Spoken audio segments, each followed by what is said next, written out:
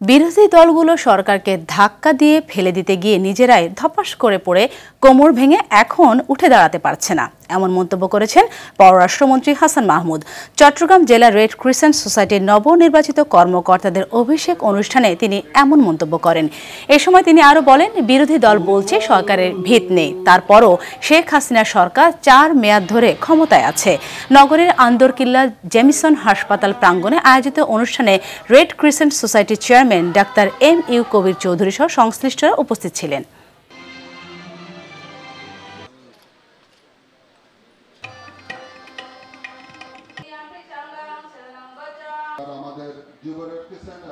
নির্বাচনের পর 80টা দেশের রাষ্ট্রপ্রধান, সরকার প্রধান, মাননীয় প্রধানমন্ত্রীর সরকার মাননীয় প্রধানমন্ত্রীকে অভিনন্দন জানিয়েছে।